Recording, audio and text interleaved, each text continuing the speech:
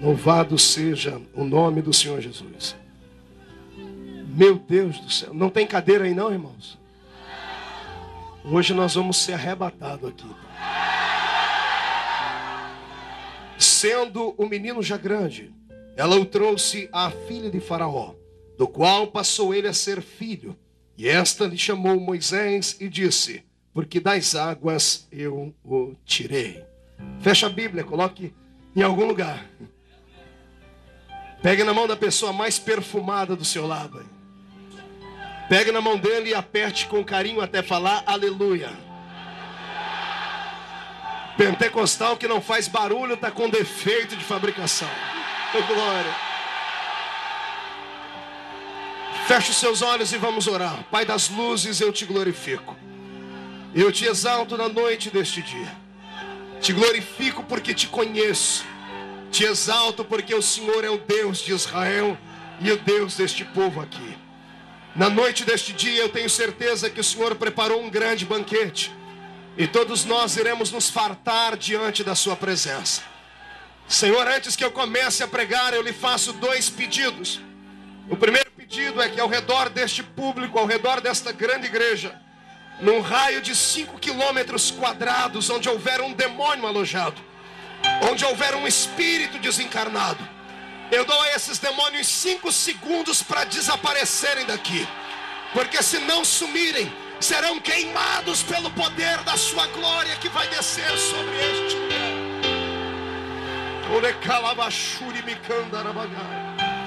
O segundo pedido, Jesus, é um pedido de atrevimento espiritual. Se ainda tenho crédito no céu contigo como pregoeiro da sua palavra, abre a porta do seu palácio sobre este lugar agora e envia do céu para a terra uma comitiva angelical. Eu quero anjos de fogo aqui neste lugar. Que eles comecem a esparramar brasas tiradas do seu altar. E onde houver um crente batizado com o Espírito Santo, renova ele agora, Senhor.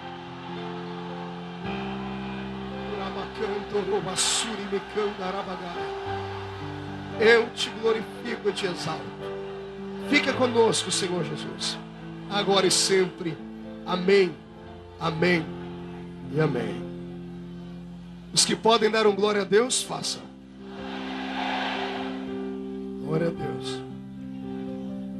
É hoje.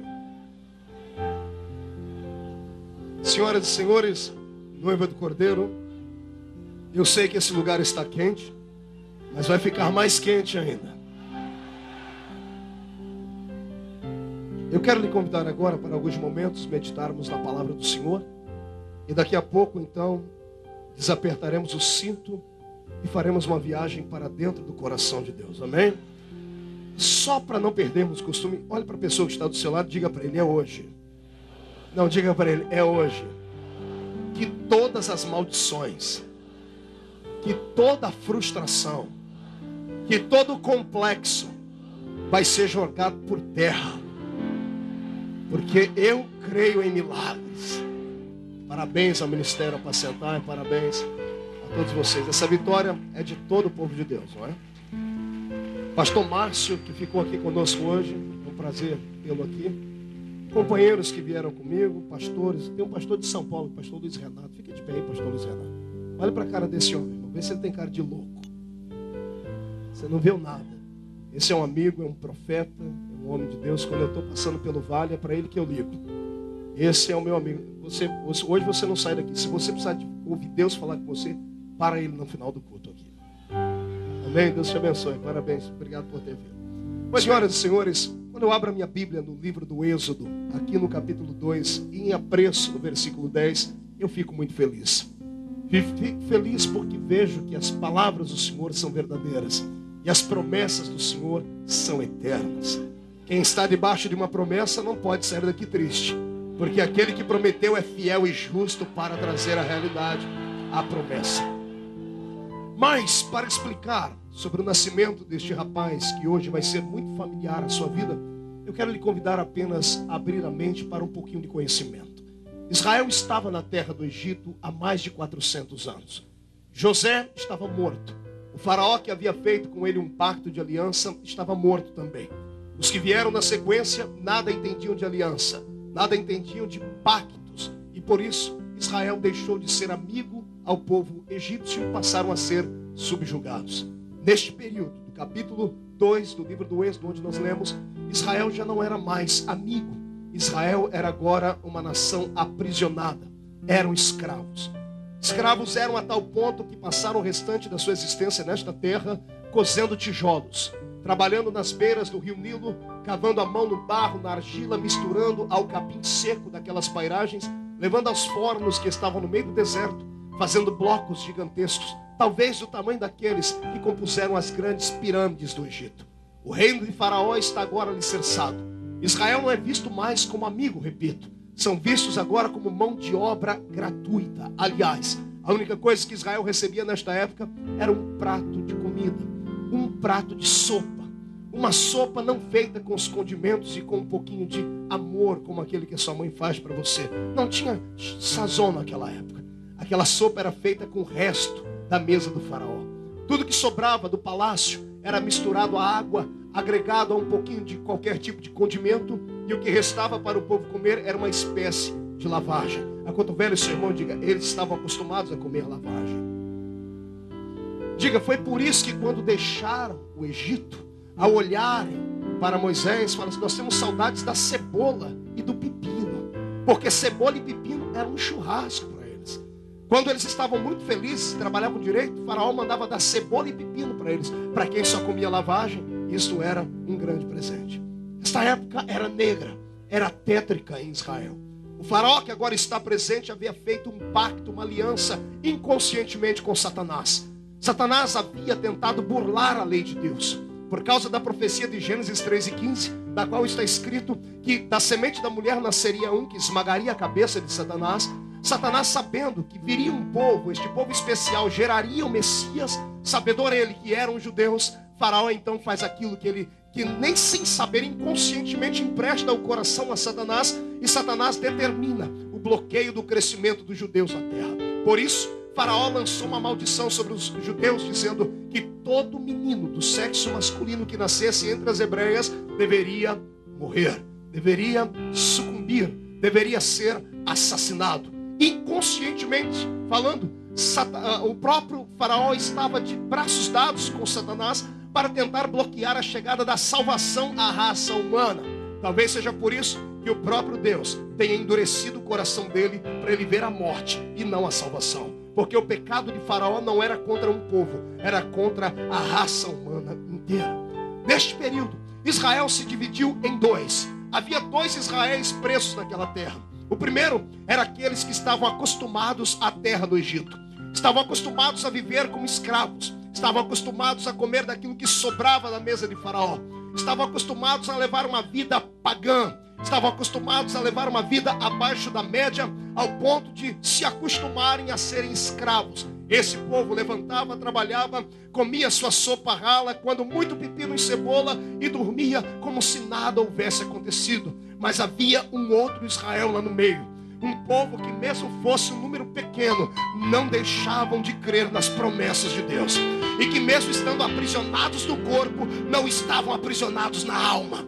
Estando livres da alma, mesmo estando com as mãos e os pés acorrentados, a alma deles tinha liberdade de ir até o trono de Deus e reclamar as promessas do Senhor que Ele havia feito. Quando eu abro um parênteses nessa mensagem para começar a explicar, eu não sei como essa mensagem chegará no seu coração, também não estou muito interessado nisso. Eu só quero que você coma tudo aquilo que Deus quer que eu dê aqui. A igreja do Senhor também está dividida nesses dois povos. Estamos todos no Egito, querendo você ou não. Eu não sei vocês aqui de uma grande cidade como é que fazem, mas a gente lá do meio da roça, pepino e cebola é um problema pra gente. Inclusive um matuto da roça lá do nosso interior cantou uma música que fez muito sucesso no Brasil. Eu não quero mais pepino, nem do grosso e nem do fino. Eu não sei se alguém aqui é tão velho quanto eu que se lembra dessa música. Porque lá para nós no interior, pepino é símbolo de problema. Todas as vezes que alguém está com problema, a gente diz, poxa, eu tenho um pepino para descascar. Estou com um pepino na minha vida, isso é problema. E cebola, toda vez que eu pego a tal da cebola, eu acabo chorando. Cebola é símbolo de tristeza e de choro. O que tem de gente acostumada a viver uma vida enrolada no meio de problema, e uma vida acostumada a chorar por causa desses outros problemas. Mas eu tenho um povo aqui que quer muito mais do que isso. Eu tenho um povo aqui hoje que vem em busca do maná. Tem um povo aqui que quer maná, quer coisa revelada. Se você quer isso, levante a mão direita, coloque no ombro do seu irmão, chacoalhe ele até ele ficar irritado, irrita ele, e diga para ele: chega de cebola. A outra metade do povo, desses que não acostumaram com este movimento de Satanás na terra, eles dobravam o joelho e oravam. E a minha Bíblia diz que o clamor do povo chegou diante do coração de Deus. E quando o louvor do povo, a adoração, o clamor deles toca o coração de Deus, Deus faz aquilo que ele é acostumado a fazer. Deus cria uma situação de milagre. Deus pega no meio daquele povo, da metade daquele povo que acreditavam que Deus poderia inverter a situação, pega uma mulher entre eles chamada Joquebede, diga para o seu irmão, Joquebede, casada com Anrão, diga para o seu irmão, Anrão, pais de 2 filhos, Arão e Miriam. Olhe para cá, estes 4 seres serão agora encarregados de uma transferência de unção do céu para a terra. Deus está procurando entre eles alguém disposto a crer no avivamento, e esta família acreditava. A tal ponto que um belo dia, acompanhe comigo esta viagem que vou fazer. Quero que você entre comigo pelas terras do Egito. O sol já está se pondo. Os escravos estão voltando acorrentados para suas casas. Haja visto que as casas deles agora não eram de alvenarias. Eram tendas feitas com peles de animais. Eles não tinham luxo, não tinham uma vida abençoada. Eram agregados à cultura do Egito agora. Quero que você acompanhe este casal voltando para casa, Anrão e Joquebede. Não são belos, não são bonitos, não estão perfumados e não estão bem vestidos. Eram escravos. Quando atravessam a porta da sua tenda, sob uma mesa de madeira que estava sendo iluminada possivelmente por um candelabro, porque esta era a luz que eles usavam, a luz do candelabro trepidando sobre as suas sombras provocava uma espécie de silhueta sobre aquela tenda. Eles olham para o chão e estão os seus 2 filhos dormindo, Arão e Miriam. Quando olham para a mesa, o que havia sobrado, o pagamento do dia estava ali, 2 cuias de madeira, um copo de água, uma água suja, haja visto, água do rio Nilo, barrenta, e sobre aquelas cuias uma lavagem. Este era o presente e o pagamento do dia. A mulher e o marido estão mexendo a sopa, estão comendo. De repente a mulher, meio sem fome, eu acredito, olha para os olhos do marido e diz: filho, precisamos conversar. E ele: diga, mulher, estou com um problema. Que problema? O meu ciclo menstrual parou. Meu corpo começou a receber informações de hormônios que estão me fazendo ficar diferente. A última vez que eu estive assim foi quando eu estive grávida dos nossos 2 filhos. Momento de tensão na mesa, silêncio. Se fosse em outra época, se fosse anos anteriores a esta situação, quando o marido hebreu recebia a notícia que a mulher estava grávida, ele saltaria dentro do lar, ele gritaria, ele abriria a porta da sua tenda, iria na tenda do vizinho e dizia assim: Deus visitou a minha casa, o Senhor tem visitado a minha esposa e vai me dar um filho. Ele voltaria para dentro da tenda, colocaria as 2 mãos em cima da barriga da mulher e dizia assim: Deus Jeová, me abençoe com um varão, me dê um menino que vai levar o meu nome por toda a posteridade. Se fosse em outra época, esse homem sacrificaria ao seu Deus, levantaria um altar com 12 pedras e levantaria a Deus o melhor, daria a Deus o melhor que ele tinha. Mas se fosse em outra época, porque agora a notícia da bênção vem em forma de maldição. Eles não tinham método para saber do que é que estariam grávidos. Não havia um método contraceptivo a não ser aquele natural que todo ser humano já conhecia. Se fosse um menino, a lei marcial de Satanás era essa: todo menino deve morrer. Agora a família está com um peso no coração.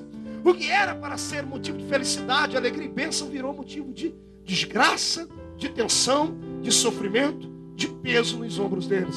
O marido não sorri, ele não canta, ele não aplaude. Ele pega nas mãos da mulher e acredita e diz assim: filha, vamos orar. Vamos orar para que Deus faça algo melhor do que a gente tem visto aqui na terra do Egito.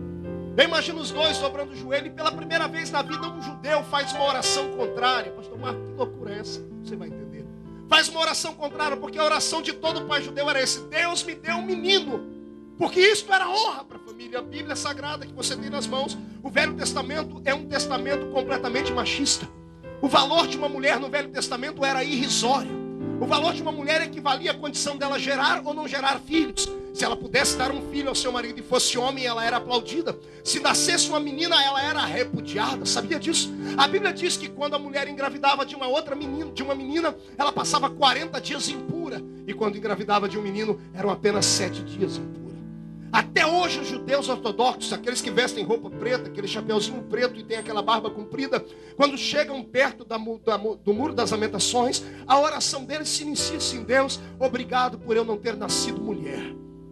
Por causa da tradição deles. Agora imagine você um judeu dobrando o joelho, com lágrimas nos olhos, de mãos dadas com a sua esposa: Deus, me dá uma menina. Que venha uma menininha bonita. Porque se vier um menino, eu vou ter que matar ele. O faraó vai mandar matar. E eu não quero o sangue dessa criança sobre a minha vida, sobre a minha existência. Termino aquela oração. Parece que acabou o problema. Não, o problema estava só começando. 9 meses depois, dia após dia, profetizando sobre a barriga da esposa, que além de estar grávida, trabalhava igual uma mula no meio do Egito, carregando tijolos, água, barro, sem se alimentar direito. Foi uma gravidez truncada, uma gravidez truculenta. Eles estão dentro de casa. A mulher começa a sentir as dores do parto. O marido grita pelas parteiras que recebiam um salário da mão de Faraó. Uma parteira entra e diz assim: Senhor, pega as suas crianças, saia para fora da tenda.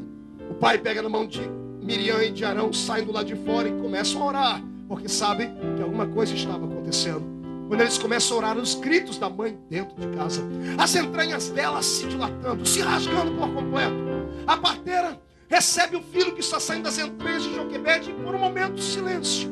Todo mundo espera que alguém grite, que cante, que alguém saia do lado de fora e diga assim: ei, nasceu uma bênção. Mas de repente, choro, um grito diferente. O marido entra dentro da tenda e vê a mulher de cócoras, com as suas entranhas rasgadas, gritando, implorando a parteira: não mate o meu filho. A parteira tem um bebê na mão, e na outra mão ela tem uma faca, um cutelo. Ela tem uma adaga com a qual ela cortou o cordão umbilical. E ela diz: olha, Faraó mandou matar, eu não posso bloquear. Se eu não fizer isso, eu não vou ter o que comer. Se eu não matar este menino, eu vou perder a minha profissão. É Faraó quem manda. E a mãe continua implorando: não mate o meu filho. O pai entra dentro da tenda, as crianças entram atrás, está todo mundo gritando e chorando. O pai, pela primeira vez na vida também, veja um judeu dobrar o joelho aos pés de uma mulher, agarrar os pés e dizer assim: moça, senhora, não mate meu filho. Ele não tem culpa de estar aqui. Nós oramos 9 meses para Deus não mandá-lo. Se Deus mandou, é porque ele deve ter alguma coisa na vida dele. Senhora, não mate meu filho. A situação é tétrica, é tensa. Tira os olhos da terra, suba as estrelas comigo. Atravesse o primeiro céu, céu atmosférico. Atravesse o segundo céu, o céu cósmico. Chegue comigo no céu da majestade, da glória divina. Venha ao lado do palácio de Deus e veja uma janela aberta. Quem está debruçado sobre ela? O Senhor grande e forte, poderoso na batalha. Ele é o Senhor da glória.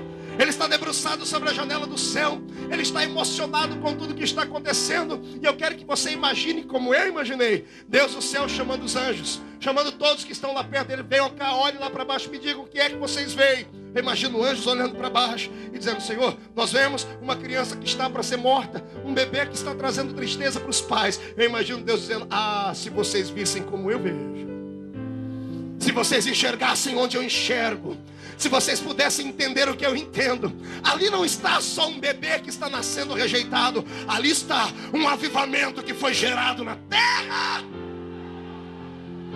Abre a sua alma para receber o que eu vou dizer aqui. Deus tem falado comigo esses dias, que esses trabalhos que estamos começando aqui, nessa igreja aqui no Rio de Janeiro, o Senhor tem transformado esses cultos não apenas em cultos de barulho, de avivamento. Isto aqui são cultos onde serão gerados avivalistas que vão incendiar este estado. Escute o que o Senhor me disse. Quando eu estava lendo essa história, o Senhor disse: filho, para que eu provoque um avivamento de libertação na terra, eu preciso de alguém que esteja disposto a ter uma gravidez, ainda que esta gravidez vale custar muito caro. Todo avivamento começa com o nascimento de um bebê. Quando Jesus nasceu, ele pôs o inferno de cabeça para baixo, pés para cima. Quando algumas pessoas nasceram, influenciaram a sua vida. Quando o Gandhi nasceu, quando grandes líderes nasceram, eles não nasceram de forma metafísica, nasceram de uma maneira comum, mas ao nascerem, mudaram a sua época, mudaram a sua era, mudaram a sua geração. Eu quero transportar isso para o mundo espiritual, dizer que você só nasceu Porque Deus queria fazer de você o maior avivamento que a sua casa, o seu bairro, a sua cidade já havia visto, já havia conquistado. Todo crente que deseja a glória, que deseja esse poder de Deus, que deseja esse avivamento, tem que estar preparado para o sofrimento. Porque não há graça em você receber algo que não lhe custe nada. Aquilo que nada custa também não vale nada. Agora, todo avivamento que vai gerar tristeza, como gerou no coração desta mulher e deste homem, isto vai transformar o mundo. Ei, escute, todo avivamento vem através de uma gestação. A igreja no Rio de Janeiro está gestante.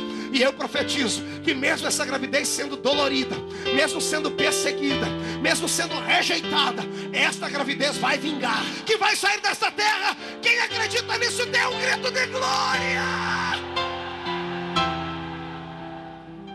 Pois bem, a parteira ainda está com a faca na mão, também está com o bebê na outra mão. A faca vai tocar o pescoço do bebê. Alguma coisa precisa acontecer, uma surpresa precisa acontecer. E não é que Deus, o Senhor da glória, deixa eu lhe contar uma coisa pessoal. Desde criança eu acreditava muito na história do tal do Cupido. Quem já ouviu falar de Cupido? Eu achava que era só um anjinho com as costas que tinha uma flechinha do amor.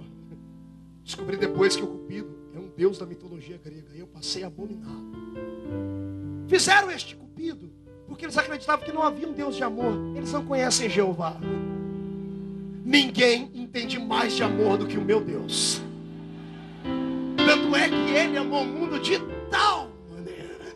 Está entendendo? Você não está aqui porque você é bonitinho.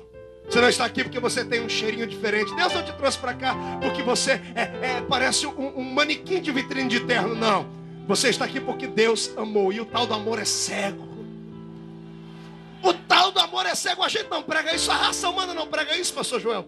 Não é assim, a gente vê essas mulheres bonitas andando com esses homens feios e vice-versa. Cada homem bonito andando com as mulheres, parece uma baranga, é uma coisa esquisita. Aí você vai falar com ele, não, o amor é cego. Pois bem, você só está aqui porque Deus te amou cegamente. Deus não te amou pelo que você tem. Deus te amou pelo que você é. Você é a grande paixão de Deus nessa terra. Mão direita para cima, bate no peito, bate até fazer barulho. Olhe para a pessoa do seu lado e diz assim, você pode não acreditar. Diga, aliás, às vezes até eu tenho dificuldade de acreditar. Diga, mas Deus é apaixonado por mim. E quem ama, cuida. É por isso que você está guardado debaixo da sombra do Onipotente.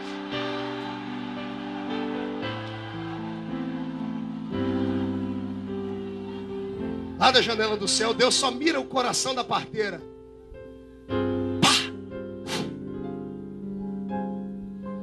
A parteira que já queria matar, agora olha para o bebê, o coração dela acelera, dá um desarranjo intestinal nela.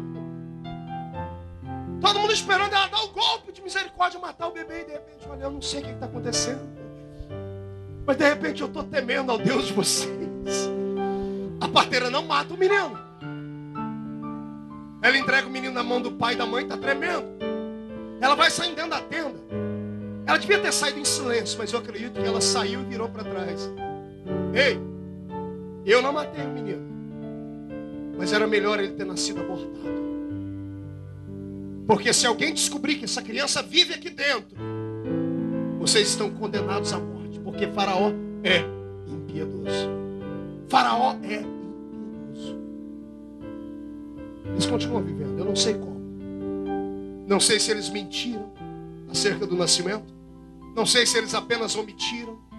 Eu sei que eles conseguiram ficar com a criança dentro de casa sem que ninguém fosse lhes atormentar. Mas era muito difícil. Porque essa criança passou por sérias situações. Vou dizer coisa agora que você nunca ouviu. Prepare para chorar. Primeiro, embora a família amasse aquela criança, porque o amor do pai e da mãe é um amor natural que sai de dentro deles, aquela família não acreditava que o bebê ia ficar vivo. Pergunte para mim, como o senhor sabe disso, pastor? É revelação. Pergunte como. Você já viu uma mãe e um pai ter um bebezinho nas mãos, e o bebê ficar 3 meses com eles e eles não colocar nome nele? Quem colocou o nome nele foi uma egípcia. Por que a mãe e o pai não colocaram o nome nele? Por quê? Porque nem o pai e a mãe acreditavam que ele iria sobreviver. O dia que Deus me falou isso, eu dei 3 pulos dentro do quarto.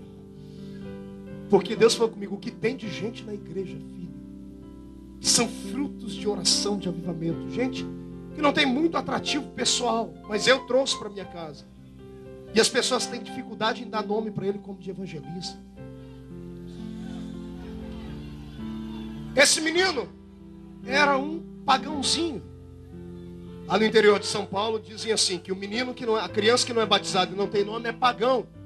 Ele era um pagão para as pessoas da terra. O pai e a mãe estavam apenas dando sequência na vida porque acreditavam que ele ia morrer. Pergunte para mim se existia razões para eles pensarem assim. Existia. E vou lhes dar 3 razões, pelo menos, pelas quais esse bebê deveria ter morrido. Primeiro, a mãe era escrava. Só comia lavagem. Uma gravidez complicada. O bebê nasceu. Que alimento essa mãe tinha para dar para o bebê? A mãe precisa ser alimentada também.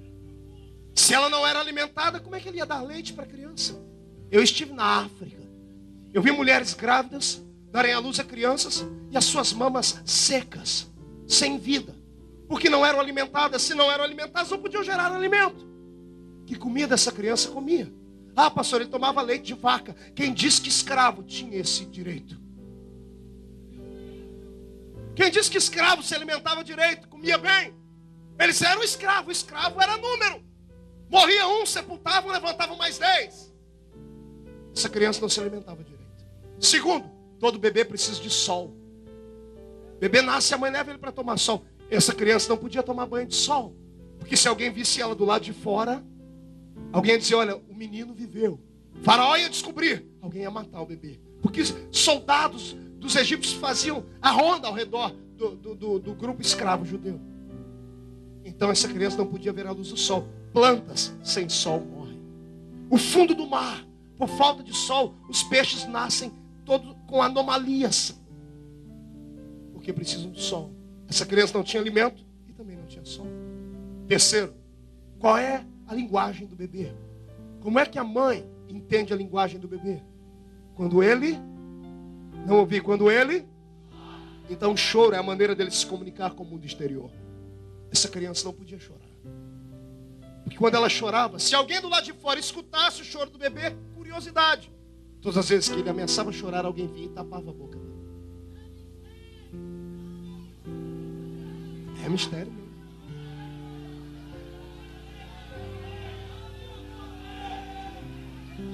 Olhe para mim.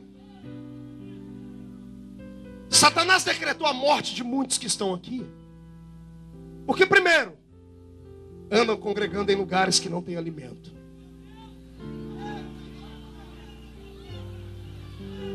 Por isso estão vindo para cá, para ser alimentados. Fazem certinho. Segundo, quantos que precisam do brilho do sol da justiça e não têm, vivem debaixo da sombra do vale da morte. Não fica triste. Não faz essa cara de derrotado, não. Não sinta pena de si mesmo, porque eu tenho uma palavra linda para você. Agora olhe para mim. Todo mundo espera que um bebê que não vê a luz do sol, que não se alimenta e não pode chorar, todo mundo espera que ele morra. Por isso ninguém dá nome para ele. Só que a minha Bíblia fala diferente. 3 meses depois, o menino estava forte, bonito, vigoroso, famoso. Por quê? Você tem uma chamada de Deus. E eu acredito nela. Agora deixa-me lhe dar um outro conselho. Olhe para mim. Não deixe que ninguém diga a você o que fazer acerca da sua chamada. Só ouça bons conselhos. Se afaste de invejosos. Se afaste de frustrados. Não fique perto de pessoas que são inferiores a você no mundo espiritual, está entendendo? Não caminhe com gente que só olha para baixo. Um cego não pode guiar o outro, está entendendo? Recicle as suas amizades. Recicle as palavras que você ouve. Porque a partir de hoje Deus tem um compromisso sério com você. Você é o avivamento esperado na terra. Crê nisso? Dá mais um grito de glória a Deus. Olha para cá.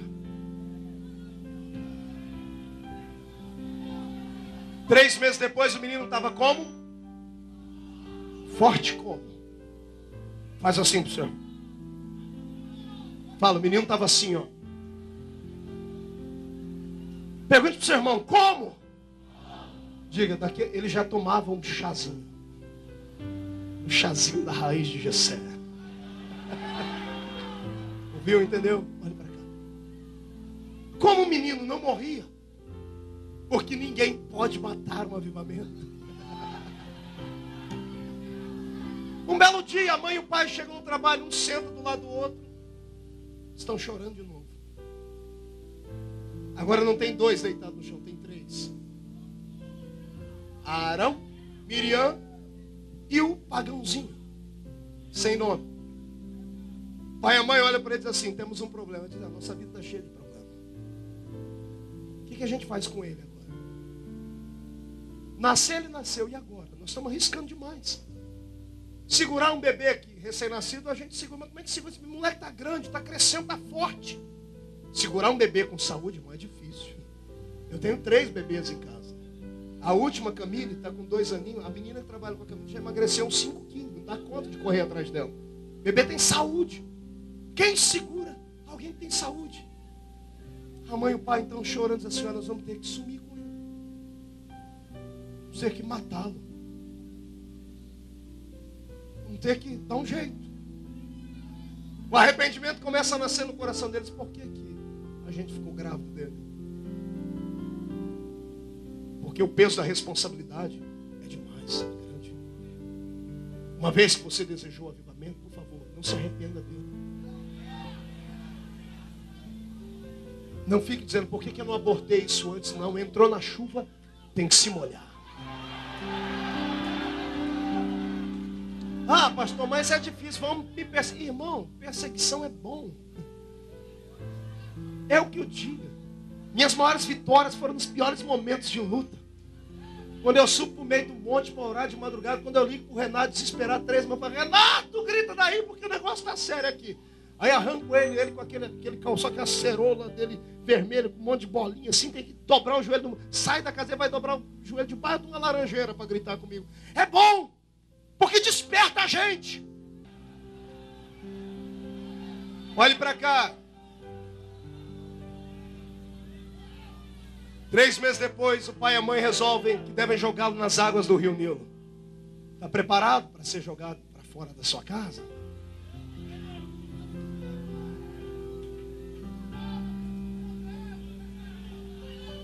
Lá vai o pagãozinho dentro de um cesto. Aquele cesto já era uma espécie de caixãozinho. Sabia que já fizeram o seu caixão?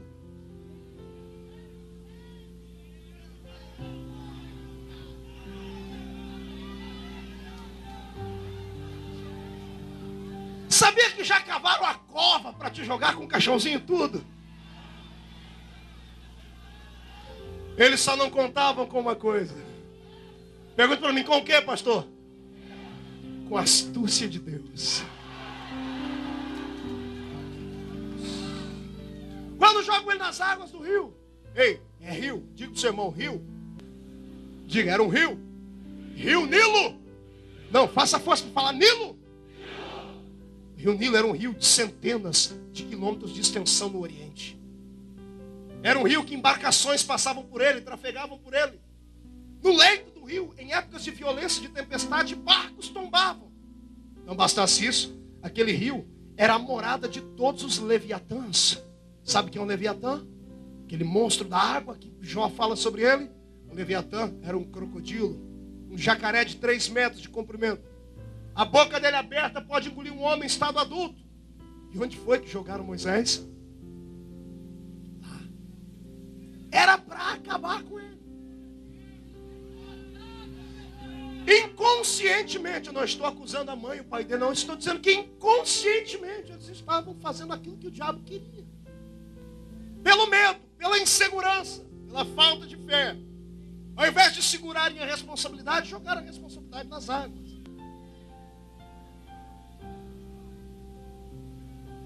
Três meses. Paula, que tamanho tem o seu hominho? Já tem 1 ano. Olha, 3 meses. Faz assim para o seu irmão, o herói de Deus tinha esse tamanho.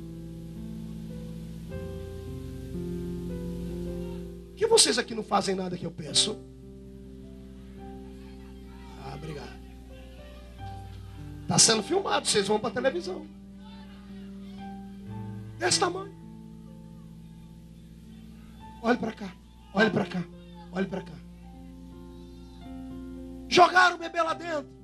Eu imagino os demônios conversando um com o outro e mandando um telefonema lá para o inferno, como não tinha celular naquela época. Eles falam através do demonecular. Um demônio vai falando com outro, porque o diabo não sabe o futuro.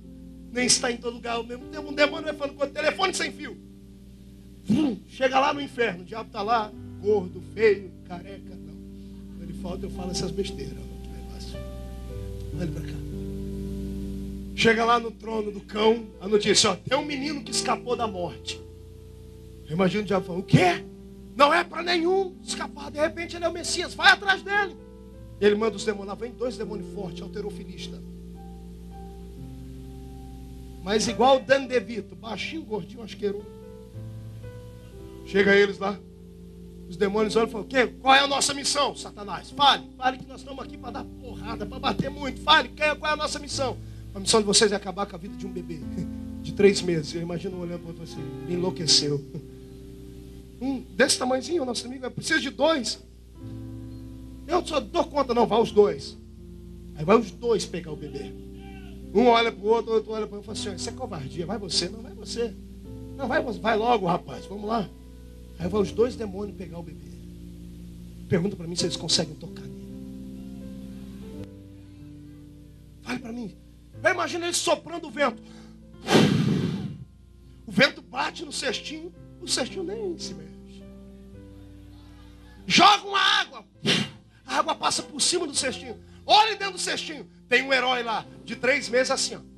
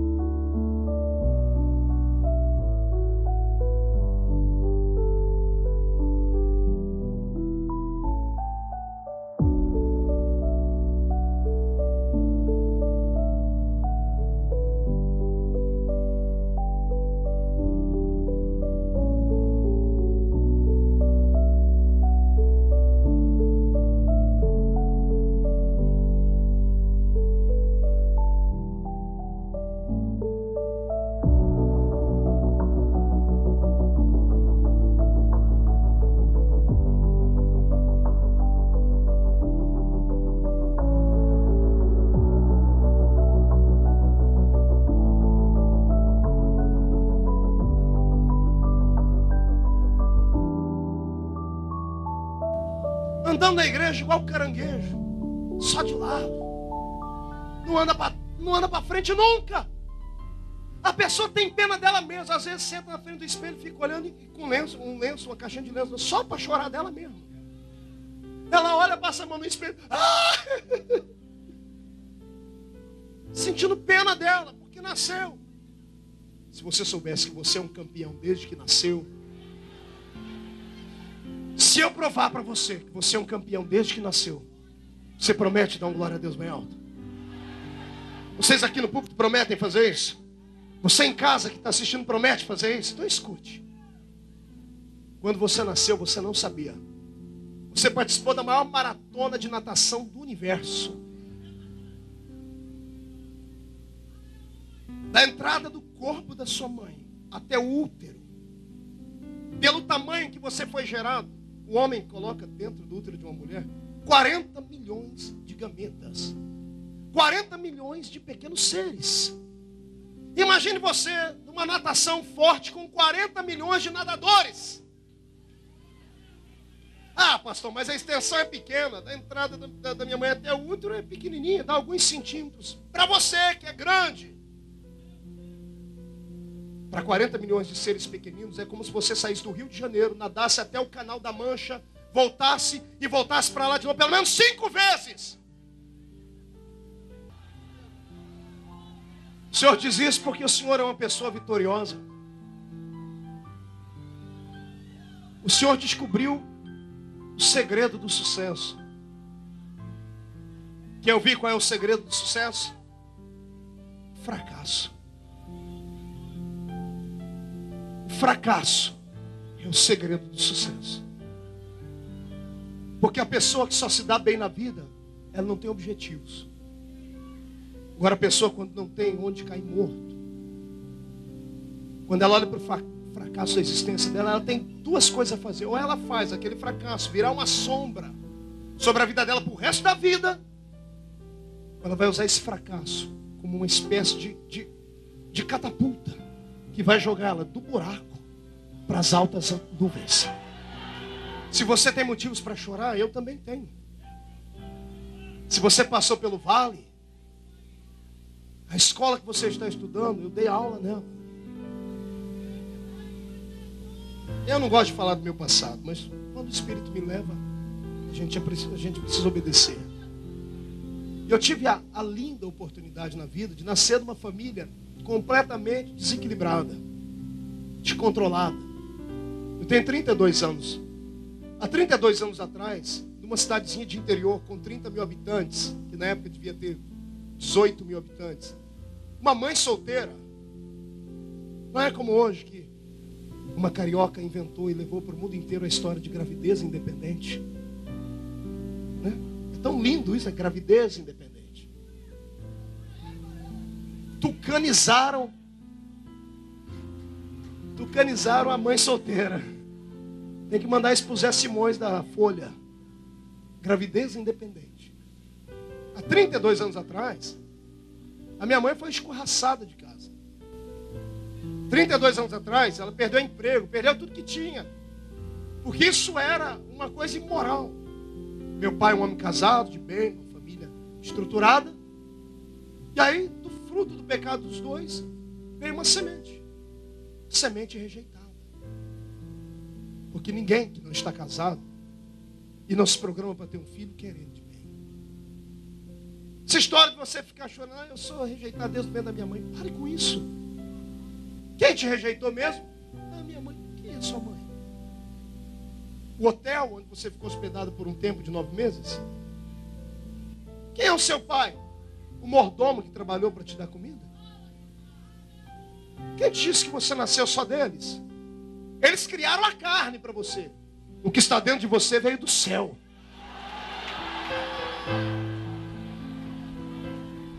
Mas bem, quando eu nasci, a dona Lúcia, minha mãe, tinha 16 para 17 anos, ela tinha um pequeno probleminha. A profissão dela era macabra. Ela era fazedora de anjos. Fazedora de anjos é uma mulher que adquiriu a profissão de abortar bebês.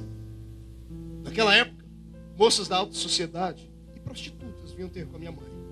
Então minha mãe sabia a arte de abortar bebês.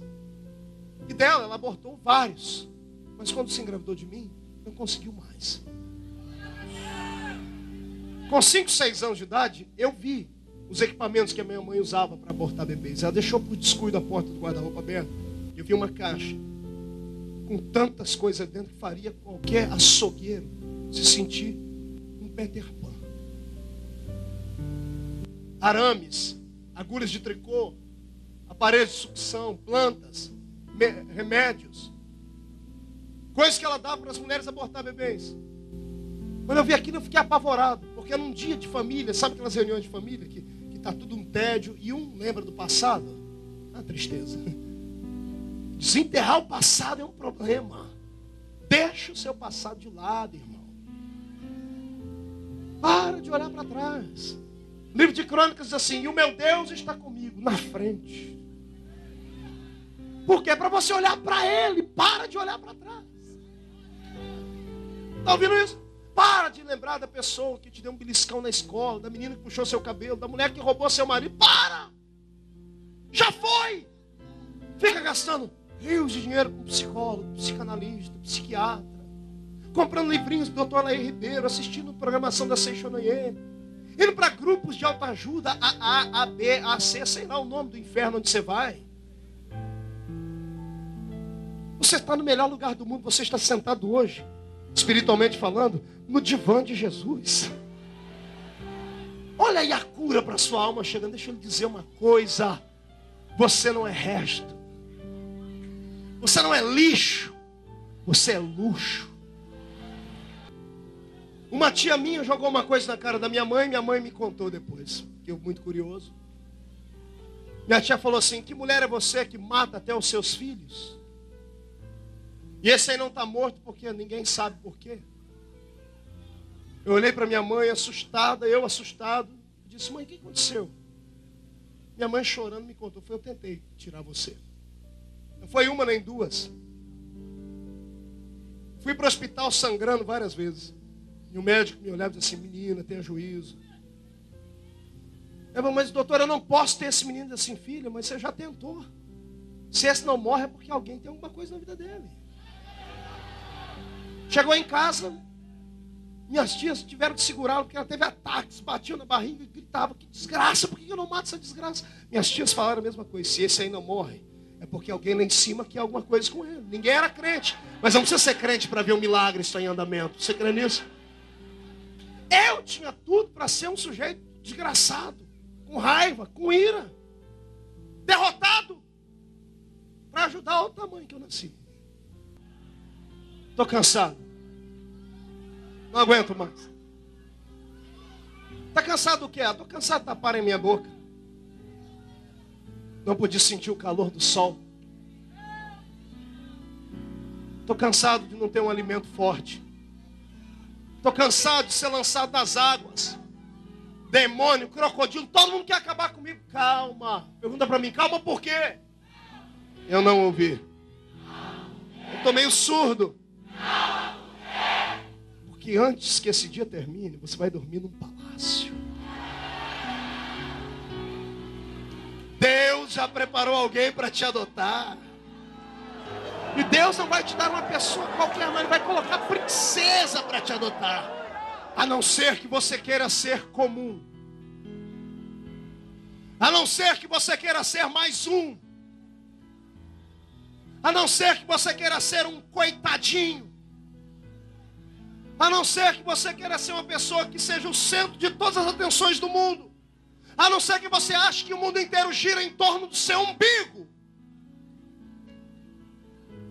Se você quiser ser mais um, e daqui a pouco não ser lembrado por nada, somente como uma pessoa frustrada, triste, que onde chega só provoca angústia nas pessoas, que tudo que fala é só coisa negativa, será sempre um desses crentes que só dão trabalho. Agora, se você quer ser diferente, arregace as mangas da camisa, dobra a calça até o joelho, entra no rio comigo. Sanguessuga vai te pegar, vão te bater, vão te espancar, mas levanta. O unguento do Senhor está aí pronto para te curar. Entra no vale comigo. Saia de pé do outro lado, porque tem um bálsamo esperando.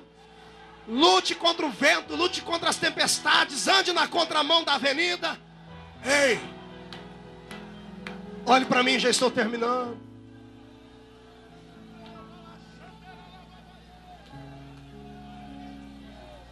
Sabe onde é que o Espírito Santo gosta de se mover? É sobre terra sem vida, sem forma e vazia. Escreve isso aí, dá uma pregação.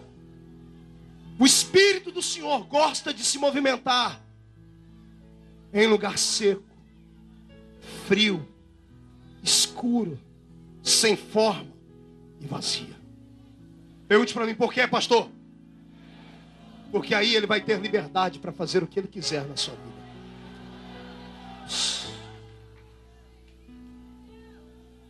Quando uma pessoa está afogando em alto mar, numa piscina ou num rio, o desespero da gente que está do outro lado é grande. E muitas pessoas não são salvas. Aliás, quase provoca uma desgraça maior. Sabe por quê? A gente vê a pessoa se afogando, a gente quer pular na hora e ajudar ela. Não pode. Se a pessoa está se afogando e você não tem experiência, deixe vencer as forças dela. Espera ela dar o golpe final, dizendo assim, não aguento mais. Ainda que ela se afogue, você terá 10 minutos para ressuscitá-la depois. Mas deixe ela lá. Fique perto, não se aproxime.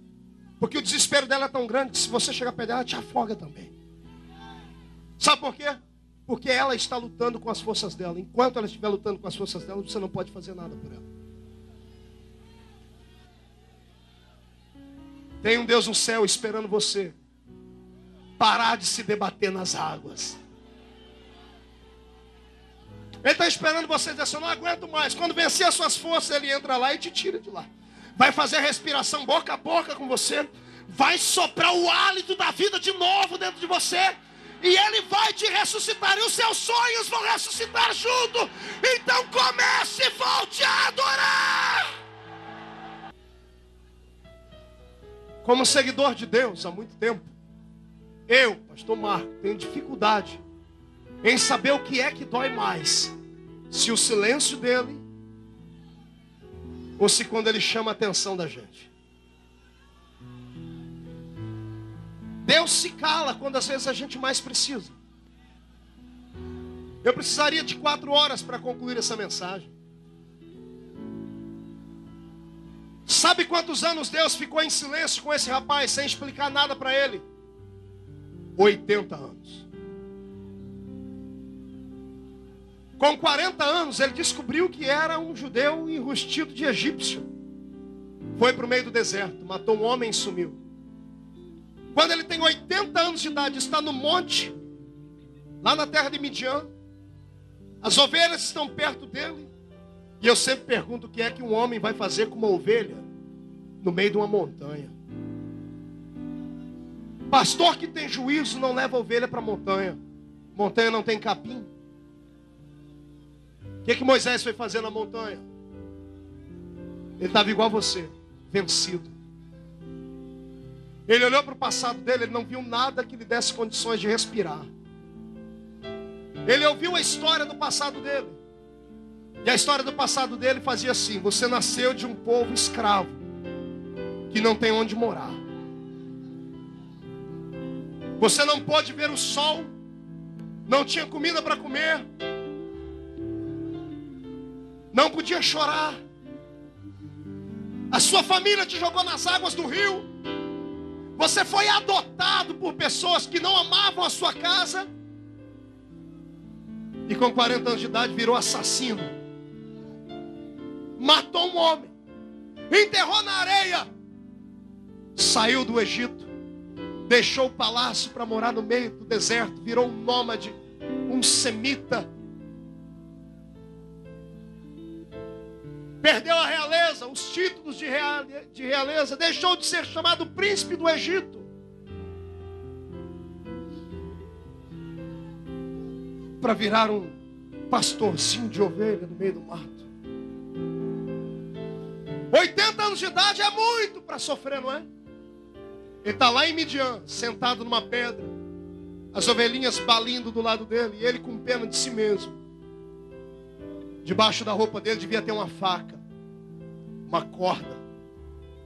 Ele estava igual a você, querendo se matar. Deus levou ele no limite. Deus não entregará um ministério na sua mão sem antes te levar no limite. Você será testado como o ouro é testado pelo fogo. E quanto maior a luta, maior o ministério que o Senhor te dará. Não estou pregando uma mensagem para a igreja, eu estou pregando para obreiros aqui. Estou pregando para pastores que ainda não pastorearam, evangelistas que não evangelizaram, cantores que nunca cantaram. Estou preparando você para o amanhã. Olhe para mim. Eu imagino que quando Moisés ameaça tirar a faca do bolso e dar cabo da sua vida, porque o desespero nos leva a gerar dentro de nós o desejo de morrer. Alguém aqui já pediu para Deus para morrer? Não levante a mão. Tem muita gente. Eu já fiz isso. Antes de ser crente, pastor? Não. Depois que eu já era convertido. Na hora da luta, pastor? Não. Depois que eu tinha vencido Jezabel. Depois que eu tinha matado 850 profetas. 400 de Baal e 450 de Azera. Quando eu me achei um super-homem, fui vencido por dentro e fugi. As minhas maiores lutas foram sendo depois de uma grande bênção. Eu já dobrei o joelho no monte e falei: Deus, acaba comigo, Pai. A minha família sofre por causa de mim. Eu gero bênção, mas tanta gente sofre por causa de mim. Você já fez isso? Moisés está lá no monte. Antes que ele faça uma besteira, uma sarça na frente dele começa a fumegar.